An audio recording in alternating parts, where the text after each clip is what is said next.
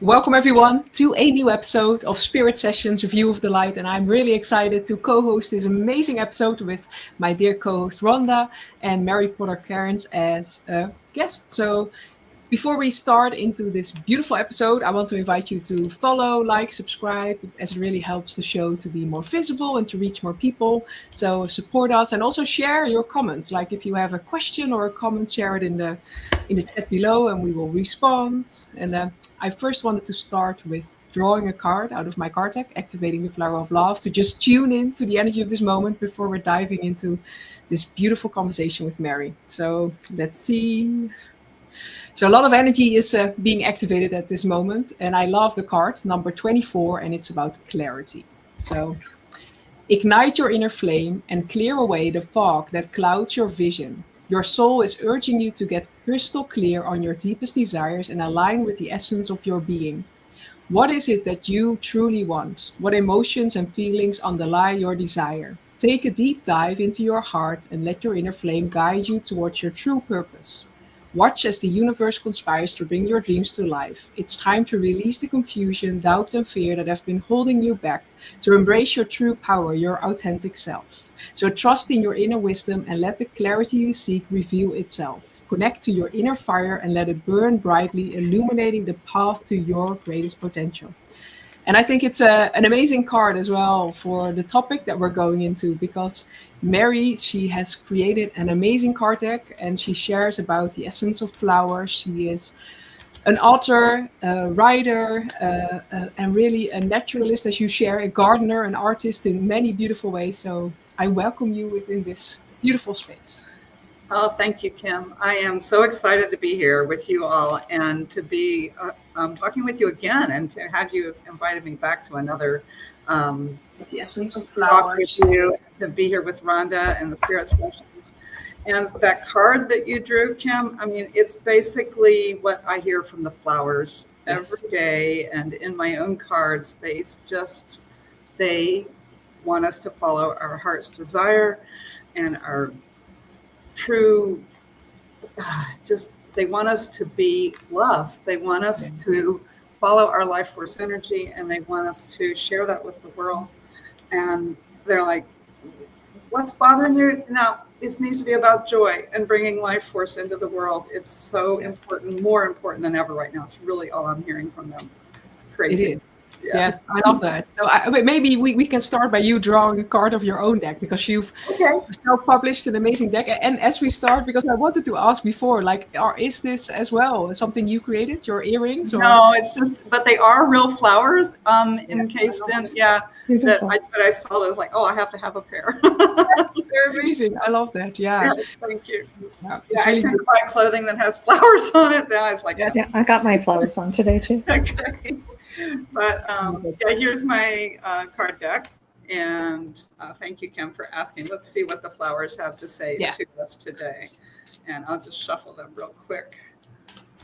And you did all the photography on this card deck, so please brag about it. They're beautiful. Yeah, they're amazing. Yes. Thank you. So we have milkweed, nourishment, and this is a really special flower for me. Let me read to you their message that came through to me. They speak to the heart chakra for me. I can feel your quest for the perfect food, the one that deeply satisfies. What will nourish you is knowing what feeds your soul. Like the monarch caterpillars who feed only on my leaves, your fruition depends on finding what uniquely feeds you, what lights up your eyes and makes your heart beat faster. Only then will you be ready to bring the world exactly what it needs most from you. I think it's such a beautiful, amazing message. It really is, because we're here to shine our uniqueness, and that's what you're doing as well beautifully. So I think it's such a powerful message for now, and maybe also beautiful to dive into how did your deep connection with flowers, how was that activated within you, because it's part of your mission and what you're here to bring. But how did they call you? How did they? Nothing in my life is like super dramatic. I mean, I didn't get hit by a bolt of lightning or anything like that. It's just everything has been building up when I look back, I've been writing my book, and I look back, I can really see how the flowers have been leading me like all through my life. Mm-hmm. Before, I didn't really start even realizing it until consciously realizing it really only about 7 years ago. And maybe 15 years ago, I really started, working with my creativity and bringing that along again, and working with my intuition through an intuitive painting process. And I think all that laid a lot of groundwork. But I always felt like, I just always loved being in nature. It was, it's like, there's so much beauty. I was like, that kind of thing. Every time I would be outside. But I never thought it was special. It was just, doesn't everybody feel this? And for a long time then, I felt like there's just something, like there's some more connection. There's something bigger here, but I couldn't break through it for a long time. And I was taking an intuitive plant medicine course from Asia Suler many years ago. And one part of it was making flower essences, and that was fun. And I made the flower essences, and it was all really starting to fall together. But the big part was when I sat down with the flower essence to do a meditation with it, and these messages came through like really clear, and I was like, "What? What's that? Wait a minute!" It really kind of freaked me out at first, and so I had to really get clear with myself, about these really are coming to me as messages. It was very clear they weren't just from inside my head. That's sort of a long process, but I was just very clear that they were coming from the flowers. And after a year or so of, okay, I can talk about this without people thinking I'm crazy. I had to get over that fear and started sharing them with people. And then it was so funny. I didn't even think about a card deck at that point, but I had taken pictures of my flowers, and then I wanted to carry them around when I was sharing these messages. And so I laminated them just like you would laminate a document. And so I'm carrying around these pictures. They're kind of like all different even sizes. They weren't even the same size. And I had these laminated, and I'd lay them out and say, which card are you drawn to? And, share their messages with people that way. And then finally somebody said, you need to make a card deck. I'm like, oh, okay. I love it. Yes. And once I did that, the flowers just kind of poured through me for a year. It was phenomenal. It was really phenomenal. I'd go out for a walk and, okay, so what? I'd be like, I'd wait for what flower. It was like this, who wants to step up, And so once it was clear a flower wanted to work with me, I would just go out for walks with them and ask, what do you want? What's your message? What do you want to share? And this stuff would come through. And do you have a feeling why they are stepping forward so loudly now? Oh, the biggest overall message is we really, really need to know that everything from the earth, of the earth, is intelligent, has consciousness, has spirit, and is so critical that we get back to this awareness that I'm sure our ancestors really deeply held as a whole community, not all that long ago, maybe anywhere from 500 to 5,000 years ago, depending on where you were in the world, and that's their overall huge message. And it's so exciting right now because there's science that's supporting that there's consciousness in plants finally. Yes. And so it's enabling more and more people to hear this without having to divide their world into two parts. And it's such a gift. There's a lot of plant science books that are written in everyday language now that are available. And so I think that gives people a comfort level that then they can start to hear from the intuitive and spirit side, where the flowers actually find that way to communicate and get their messages to us in ways that aren't easy to explain, to the scientific mind. But it opens the door. If they can have, if the flowers have this consciousness and this awareness, then we have to think of them as our equals, our elders. I think of them as our elders. We're just the babies on this block. They've got 100 million years of dealing with climate change. And we're just doing this for the first time. And what I think as well, plants and flowers, like our mind resists a lot of information that we receive, and they are pure energy. So they receive the energy and they translate it to us in just the purity of the vibration, instead of their mind interfering and saying, okay, no, this is not truth, or this is inconvenient, or I'm not going to do this. Right. Or like that. Yeah. It's just, it's always new life is, It is. Yeah. Yeah. And coming back to the sacredness of. Yes, sacred life. Just it always finds a way, and life is not always blooming; it's also dying. Yeah, it's the whole life cycle, and so I think that's a big part of their message as well: is quit being afraid of the dying, because the dying is what brings the new life, and that's hard. People were so programmed to only think about the positive and what's good and what's new and what's blooming and new babies and. Yeah. But it's the dying that makes the way for the new life, and that's a harder message, but it's so comforting, really, too, because when we go through things that are falling apart and dying and everything else, if we can, that's another. Yes, what are their main messages? Just to see our life in such a larger continuum, the long story, as Perdita Fenn has talked about so eloquently in all of her work. If we can see ourselves in the long story of the earth, then it's more comforting that we know everything's going to keep evolving and coming back around, and life, death, and rebirth, always happens. And so the flowers, because so many flowers, they do this every year, we can see them doing it. They birth and die and rebirth, and I think it's like, if we can, get out of our, that's just what flowers do, and see it as for what it really is, the sacred life renewing all the time, it becomes really powerful. And it's essentially, it's the message is right there in front of us, and we just gloss over it so often. Yeah. It's part of the evolution of growth and I love that. Yeah. But I also love that it's almost like opening a deeper dimension, where before there's a lot of wisdom already about the plant medicine or the flower, like how, in a herbal way, almost like how can we co-create with them. But now there's this deeper dimension that is opening up, also because we're ready to receive it. There's this deeper wisdom, and it's beyond the 3D senses. Like before, we were able to taste it and to feel it and to notice it, but there's this deeper, but just in everything. And I love its flowers, but I think we are being invited to communicate in the sacred way with so much more that is constantly around us that we take for granted. That's what I love in your story as well. You noticed that there was something, but it was not yet clear, and suddenly, like, okay, there was this whole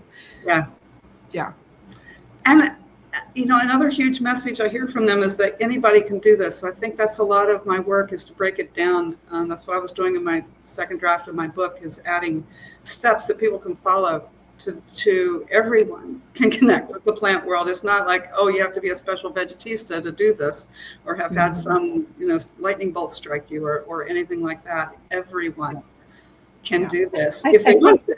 If they want to. I think we've always had a connection with flowers through history, right? We've always used them to celebrate or to mourn, but we've also used them. I mean, there was a time and they used them as the language of love, and they'd send different bouquets to make certain different meanings. Wasn't just the red rose for true love. It could have been something else. I don't like you anymore. It's interesting that we've always had this connection to flowers, and in ancient paintings too, we put flowers in to symbolize life, I guess, mainly, right? It's just, I think so. I think it's this renewal of life that we knew, but then we got real intellectual about it. That language of flowers, those messages came from the flowers, but then they had to intellectualize it and turn them into symbols and whatever. But it works. It was there. It worked at the time. It was all good. One thing that there was a story I ran across when I was doing my research, and the headline was something like saying it with flowers 14,000 years ago. And it was a Natufians near Mount Carmel in Israel. The Stone Age people that started to settle down and make the first farms 15,000 years ago. And they buried their loved ones with flowers. They had found a gravesite that they could, from the pollen grains really that was left there, they could tell that they had been buried in a bed of flowers. And that was just like, wow. Yeah. Yeah. And how, like in your own journey, you said like 7 years ago but how have flowers supported you? Like, how have they guided you in your journey and stepping into this, sharing your uniqueness and stepping into where you are now? Yeah. Well, I think I mentioned I had to get over the old thing. People will think I'm crazy. So they have definitely helped me get over that and to get to the point where I never was, I was never good at speaking, really. I used to even stutter when I was a teenager. And when I started writing this and realized I was writing a book, and then I'm like, oh, if you write a book, you have to talk about it. And yes, so that's been a huge part of the journey, is the flowers are just like, hey, we bloom and put our message out there. You can too. And they've just held my hand and encouraged me that this is really important work to share. What else about my journey have they helped me? I mean, just all of it, giving me the confidence, and helping me to, just to be connected with the natural world, and to know that it's really real in a deeper way than I was able to understand earlier in my life. And they've really, there's so many messages that they give me. When I was writing the flower card deck, these messages came to me, but I also know, and I put them in a book for people to share.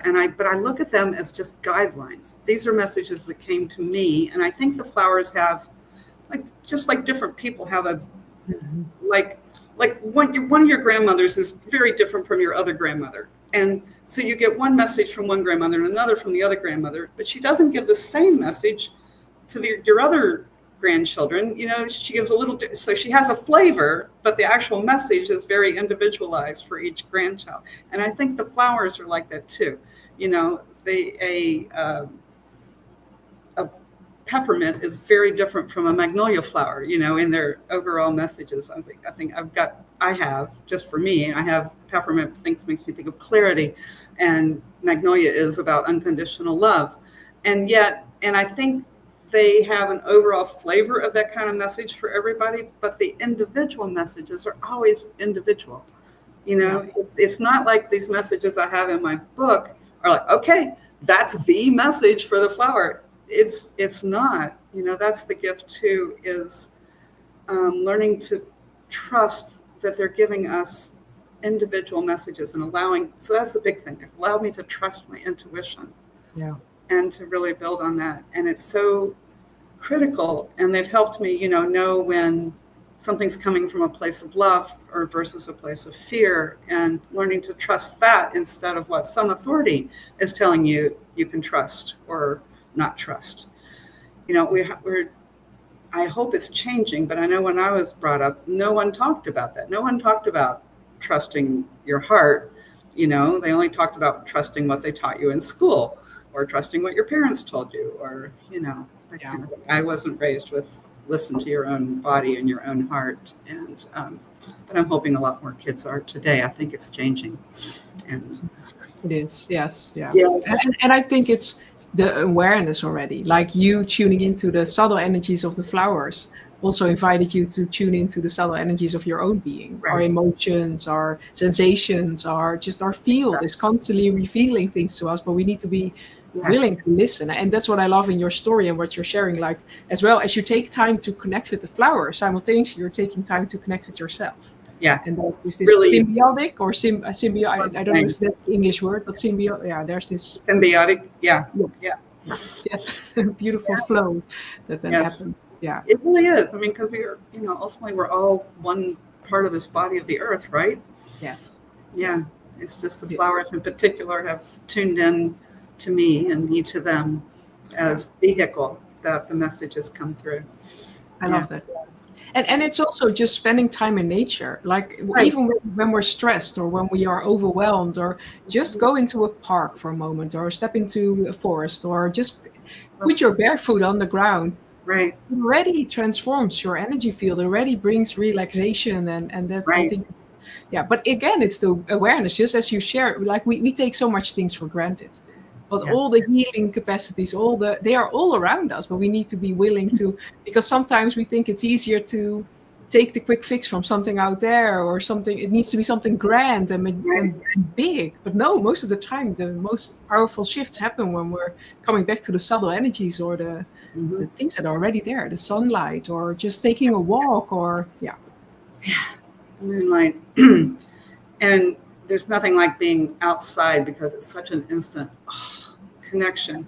But I have found that, especially if you've been with a flower, just working with the image can really, connect you. I think you have to have, connected. Maybe if you connect with one flower, you can connect with an image of another flower. I mean, Yes. there's a memory there, just like you can do, healing Reiki sessions through a Zoom session. I mean, you can still, just the awareness, the memory, the sitting with the image. I have found, especially since I've been doing my workshops, I found it really does work. Yeah. For me, it reminds me, as you shared, like it's tuning into the radio station. So you can choose to tune into Radio Fear, Joy, Doubt. We can also tune into Radio Rose, or I don't know, a beautiful flower, just like you said. I think that's beautiful. Yeah. But again, it's a conscious choice we can make to be in that. Yeah. Yeah. You have a workshop, and you're guiding others in connecting with the Yes. essence of flowers, and maybe you will share a little bit more about that. Yes. Oh, I've taught 3 of them now, and it's been such a delight. It's so amazing. It's a 5-week course now, and I start with just talking about our long evolutionary history with flowers to get this sense of the long story, like I talked about, and the sense of how our evolution is entwined, and how we wouldn't even be here without the flowers having come first and made all the food that made our evolution possible, and all of that. That's just so fascinating. And try to condense that into an hour and a half. And then and then the next week I talk a lot about the science of the plant science to get their minds comfortable. And again, there's so much there that I can only touch on a few highlights to really kind of, and I always get these like, and so that's really fun in the second. And then the third and the fourth sessions are really starting to work with our own intuition, talking about our heart's desire has been even more fulfilling, and like people just love it. Like that's still something that people don't talk about much. Like we can't talk about our own desires. That's being selfish. Yes, we can. We have to. It's like putting on our mask on the airplane first. We have to take care of our own self and our own heart. I know I'm preaching to the choir with you two. But yes, so just talking about the heart's desire in terms of the flower's desire, and allowing our own heart's desire, exploring that, and then talking about our intuition, and doing some exercises with the intuition and with the flowers, and then gently building up to the actual process that I use to sit and work with a flower, and do a little bit of that in the fourth session, and then the last session is just a full-blown, we're going to work with the flower and see what comes through, and then share it at the end of the workshop. And people are always like, wait, can we do that again? Can we need to do that more?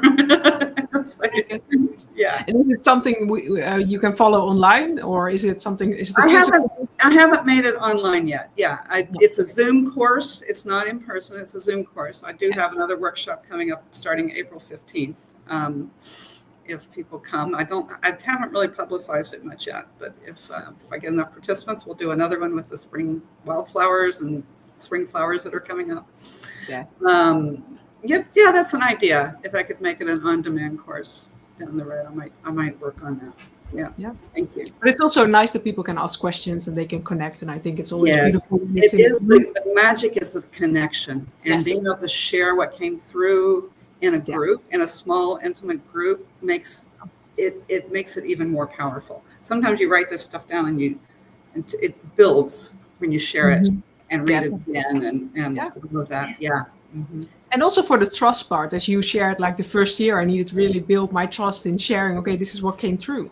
But when you do with a group and everyone has the same intention, it makes it so much more easy to really, and you feel like, oh, that really was meaningful. That wasn't just like, I don't know if I made that up or not. Well, you know, part of my message in my class, it doesn't matter if you made it up or not. It all came from, you know, from your spirit and from your heart. So, And is there a different message in flowers that come in spring or flowers that are more strong over the whole year? Or do you notice like a difference in, Well, I don't want to generalize, but I will say that that's a big part of like listening to the flower's message is how they grow. You know, do they grow tall and straight and strong? Do they grow real floppy? Do they come in the spring just for a little bit and then disappear for the rest of the year? Do they soak up the sun's energy all summer long and before they make their seeds at the end of the autumn? You know, noticing all of those things about how the flower grows is absolutely a very significant part of their message. And so that's part of what that's part of my, steps that you go through to work with them. Good question. I love it. Yeah. Another distinction I really I'm still exploring myself is the distinction between domesticated flowers and wildflowers. And it's not like one's better than the other. You know, the domesticated flowers made, I believe, a conscious decision to step up and work with us. Yes. And yet they've also had to put up with a lot of abuse because of that, especially lately, the last 100 years or so. And the wildflowers, you know, they're just themselves. They're so, you know, that just kind of says it all, really. But it's so interesting, these ones, you know, let's just take the rose, you know, everybody's like sacred spiritual flower, right? It's got so many stories, and there still are wild roses, of course, and yet most domesticated roses are grafted onto a wild rose rootstock, so they never really lose their wildness. You know, if we quit taking care of that, you know, hybrid tea rose, it will eventually revert back to a wild rose. Yeah, if you prune it too much or it dies back too much, it goes back to the wild rose. Interesting. What about dandelions? I have to ask you because they are my personal favorite. I wish, there's nothing as tenacious as a dandelion. Yeah, somehow they did not speak up when I was making my card deck, but they are very prominent in my book. They have been speaking to me the last couple or 3 years. And I call them the plant of dreams. I mean, they're the ones that, you know, just because what we do when we're children and blow on their pastels. And also as an adult, I also yes. And so for me, it's that, the plant of dreams, and then their tenaciousness and the way they grow everywhere. And they like, oh, okay, you're going to start like mowing your lawns and using all these pesticides. Great. We don't mind. We're good. We're here. They are amazing. And we don't spray them here, but you know, we let them grow so far and then we cut them down. But the next time you mow them, they're even shorter. It's like, how do they have that intelligence? Like they know to grow under where they're going to get cut off. So intelligent. Yeah, if you like, you know, let them grow in your garden, they get big and tall and leafy, and then you're right, they just lay flat to the ground if they get mowed, and it's just so awesome. Yeah, I love them so much. Yeah, and I think if we would allow our gardens and the spaces we live to grow more freely, also because that's what I once heard, is that nature, like our energy, also attracts certain plants and certain flowers and so the healing of Mother Nature, if we truly allow our gardens to grow in their own way, will help our energy, like things that will support our system. But most of the time we want this landscape garden, or we are the only one in a neighborhood we live where we allow everything to grow freely. But not everyone likes it, but it's beautiful to see what arises there, what beautiful wildflowers come up. And each year there's also different ones. But I guess because we evolve, also the garden evolves. And Well, I think they also, you know, there's herbal lore about what medicine you need is right outside your door. That's true. Plants that you need to either work with, either, you know, for healing or emotionally or whatever message you need. I mean, that they tend to show up, you know, like you know, just like the person that irritates you's probably got like a message for you. It's the plants the same way. It's like, what is that plant? Like, Why does it keep coming back? Oh, okay. We better. So what's the message when you get a garden full of stinging nettles? No, I know. I love my stinging nettles. Yeah. Well, stinging nettles, I think, are meant to get our attention for whatever reason. That is one of the flowers I did in my flower card deck. Yeah, let's read it. Let's see. All right. That's cool. Yeah, for me, this was, again, my message, but still it has some universal. So the keyword is vigilant, and it is time to pay attention. Move. Now is not the time for lukewarm responses. I am here to get your attention, to irritate you enough to act, to help you see what might need to change in your life. I bring clarity and discernment to the task at hand. I am your wake-up call. Yeah, for sure. Especially if you hit it, especially if you're weeding and you find one of them with your bare hands. Right? That's a wake-up call. Right. I've been cultivating them, let them grow on the edge of my woods, and I've been experimenting with just pinching the tops because I've seen people do that. I'm like, really? Okay, I'll try it. I put on rubber gloves. I cheat. I put on rubber gloves and take my scissors out and cut them. But I do too. There is theory that if you let them sting you, their way that they protect you from allergies will be that much stronger. Yeah, there's so much lore in the herbal world about all of that, and I've just read a little bit. I'm not an herbalist. I think maybe I was in a past life or two. But, I gotcha. But it's not been my the rabbit hole that I went down in this life. But sometimes I wish I had. There's just so much that I just love all that knowledge. It's not too late. You can still go down. I've been going down the rabbit hole for the last few years. I think I just go down it plant by plant. Is really the way I'm supposed to be doing it. But those stinging nettles. I also found a lore about how soldiers would use them to keep themselves awake at night when they were on watch. Can you imagine? That would work, wouldn't it? Right? Yeah. Wrap it up. Wrap it on the inside of your arm. See if that'll keep you awake. Oh, God. Yes. Wow. Yeah. Oh, my goodness. That's quite a thing. Oh, yeah. Well, I can hardly wait till mine start growing, and then I make tea and I cook them into my spaghetti. I mean, like you said, flowers are so pretty too when you see them. It's mint and flowers, but they're gorgeous. Right. And again, a reminder of when we truly see them as gifts or messengers, or how life is our greatest teacher. Like everything is sacred.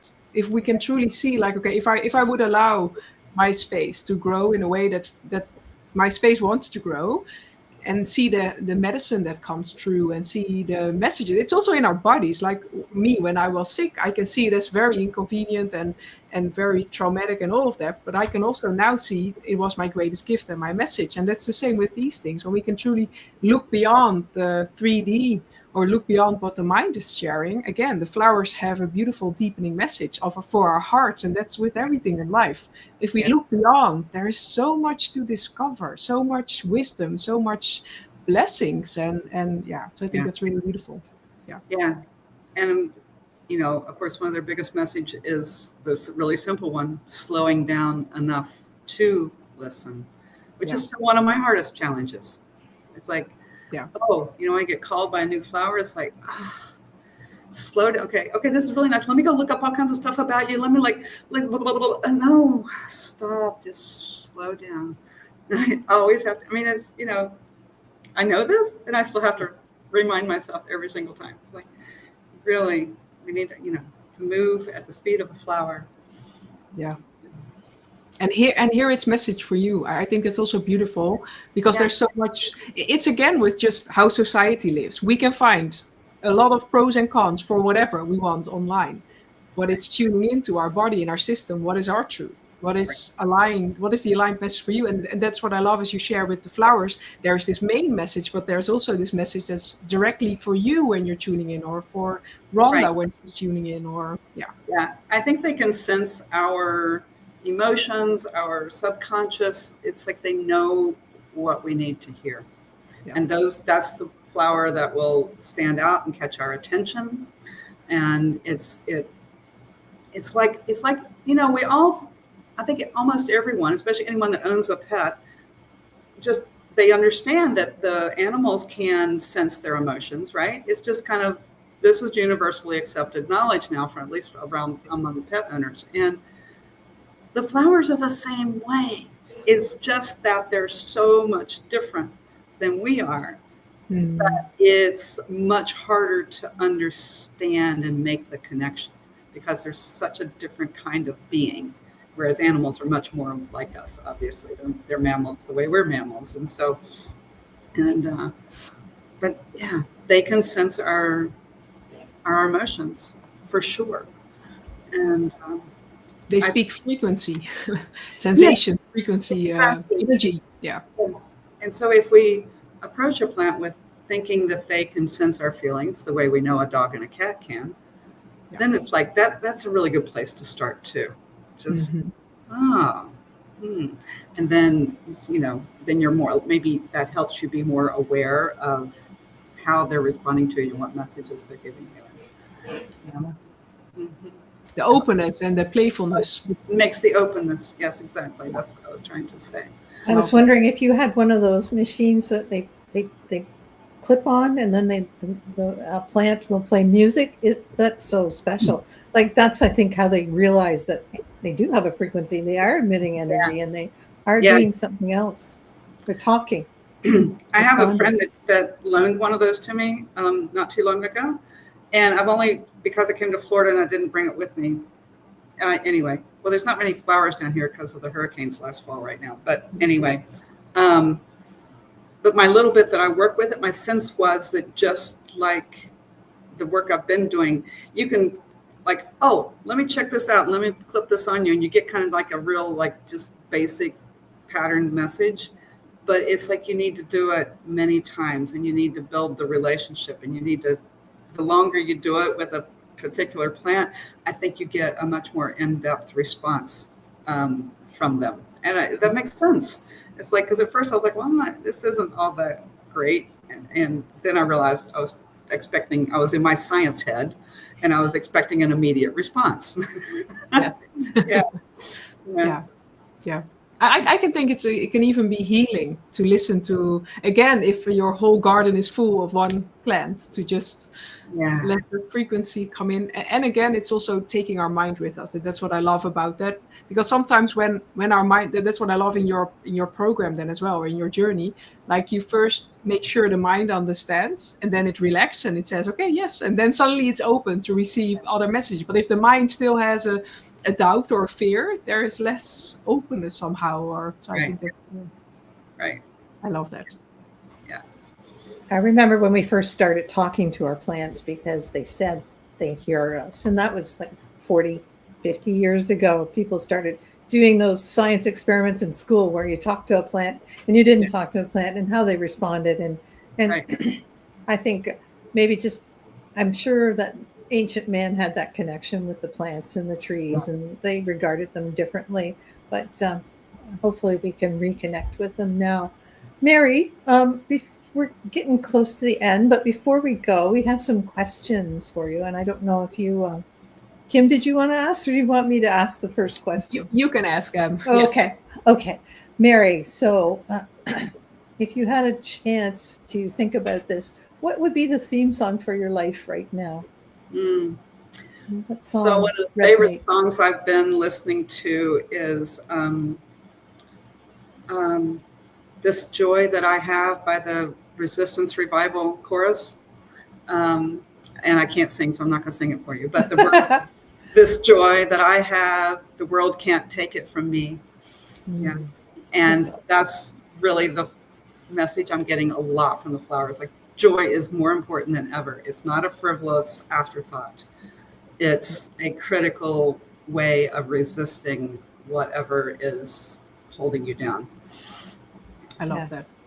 Yeah. As our vibration raises, so does the conscious level of everyone in the world. And that's how we can fight all the negative stuff. Yeah, just, trying to respond, button heads doesn't ever get us anywhere. We have to, I go like this all the time. We have to come at it from a different way. To change the world. And that's a big part of the flowers message. It's like, you can't, just forget that way. Yeah. So you're into flowers and their frequency. Do you also like crystals?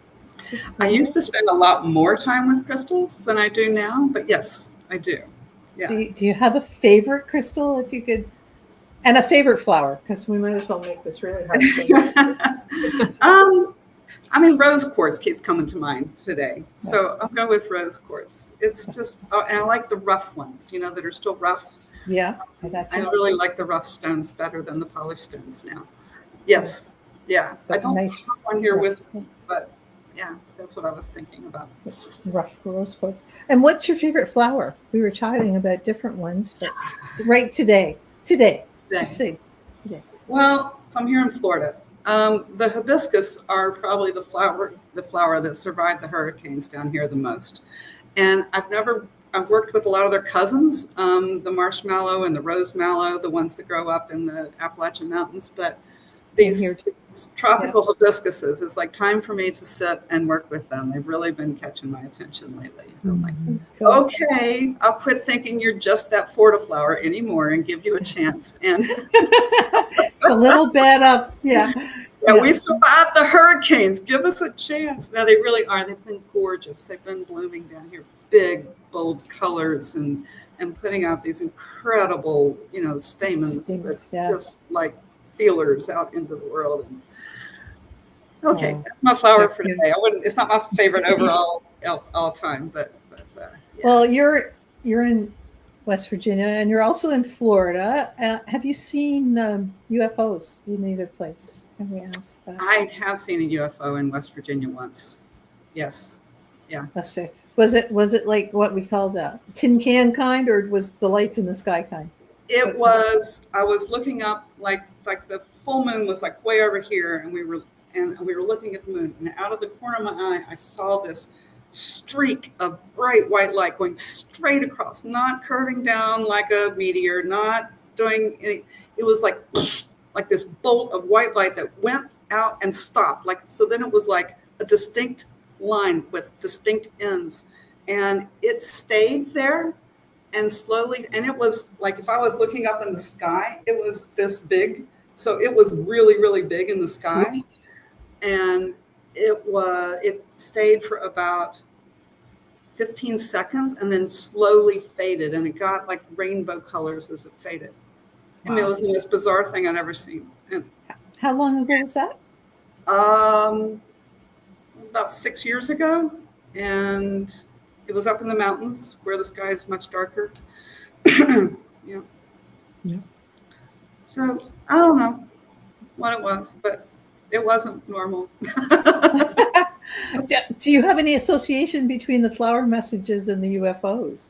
No. They're up in the sky and I'm right down here in the dirt. It's just a frequency again, right? It's just another frequency. Yeah. That's so not a radio station. Yes. Yeah. I think there's lots going on up there in the stars, but it's not where I'm supposed to be putting my attention. Yeah. Okay. That's awesome. Yeah, and I'm curious because you shared like your card deck. People were able to buy them, but now you're still in the middle. So thank you, Kim. How can people connect with you and find your beautiful work? And Yeah, thank you. I'm hoping, so there's my website, theflowersarespeaking.com. Yes. And on there is a video of my flower card deck that I hope to find a publisher for the second edition soon. And I also hope to have an online edition very soon. In the meantime, I am also sharing my writing on Substack. So Mary Porter Kerns at substack.com or The Flowers Are Speaking is the name of my Substack. So I would really, really love it if you would follow me there. And so that's the best place to keep up with when my book will be available, when my cards will be available, when my decks will be available, and or follow me on Instagram or Facebook. You can find me. I'm the Mary Talks to Flowers on Instagram, and just Mary Porter Kerns on Facebook. And so I'm hoping to have my book bought by a publisher this year. And so hopefully in the next year or year and a half, it will be out in the world. And what's its working title right now? It is The Flowers Are Speaking, A Million-Year Love Story. Oh, beautiful. I love that. Yeah. There are lots of pictures in it because Well, pictures and publishers, we have to have that little negotiation. But at the moment, sure. Hopefully it will at least have little thumbnails of the flower at each chapter. So, yeah. But I don't think it'll be a full, heavy picture book. It's more, I want to tell all this story, and I want to get it out to a large audience. So I have an agent that's interested, and I hope to get it out in the traditional publishing world so it can be available to as many people as possible.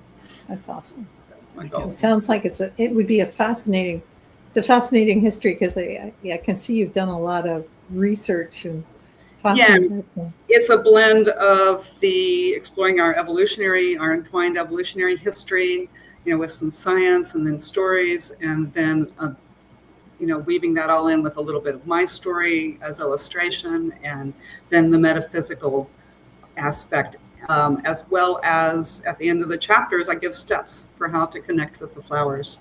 So, and I'm hoping to work that into a little bits of that into something that I can offer, to my Instagram followers and stuff, so yeah, have that available soon as well. I love the flowers you're already sharing. So I would say everyone check out your Instagram and your Facebook. And yeah. And for everyone that feels aligned to work with flowers, is there one thing you would like to suggest to them? Like, okay, this is what you already can do now, or this is like... I would say the biggest thing is to start listening and see which flower wants to talk with you.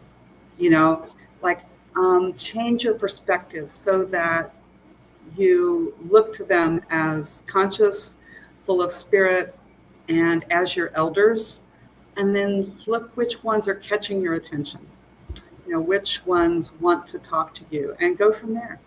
Yeah, I love that. That's the short version. I love that, because most of the time we are asking for signs, but they are everywhere, but it's being aware of. So I love that, because flowers can be a sign as well. Yeah. I think it's really amazing. I don't know if there's anything you would like to ask still, Rhonda, or no. I know that sometimes I get the same feeling with, like, why am I seeing so many of these things? Yes. Whether it's, there's so many goldenrod out this year, compared to other years. Right. What's that message? What are they trying to tell me? What are they trying to say? So yeah, I love that. There's always a deeper message. So thank you. I want to thank you, Mary, for sharing your wisdom and sharing this sacred space, and Rhonda for co-creating with you again. It's always a gift and a blessing to be here. And for everyone tuning in and sharing, please share your highlights in the comments below. And really thank you for joining us live. Please follow, like, subscribe. You always say it more beautifully than I do, Rhonda, but how... we're on YouTube later on a podcast, and you can pick us up on our YouTube channels or on the Breakthrough Show Network YouTube channel. And we're here every Sunday with one of our wonderful co-hosts. So join us. We'd love to hear you. You can go back into our library if you're on a long trip and listen to us. Yes. That's a good time. Many empowering conversations too. Very many. Yes. Thank you so much, Rhonda. Thank you, Kim. Jessica just wanted to say she just loved this. She wants to go lay in a bed of flowers after this. Yeah. Yes, please do. It'll be a while before my spring ephemerals will be up. I'm sure in West Virginia they're peeking out already. It's a little later this year because it's been so cold, but so I think April is going to be more their time of appearance this year. But soon, very soon. Very soon for yours. I saw some hepatica leaves. I was so excited yesterday in the cell. So it really shows life again. I love that. It's really I know. Embracing springtime coming. So thank you everyone for joining and for sharing this conversation. And we're all looking forward to seeing you in the next podcast and the next conversation. So have a beautiful Sunday. Thanks so much. Thank you.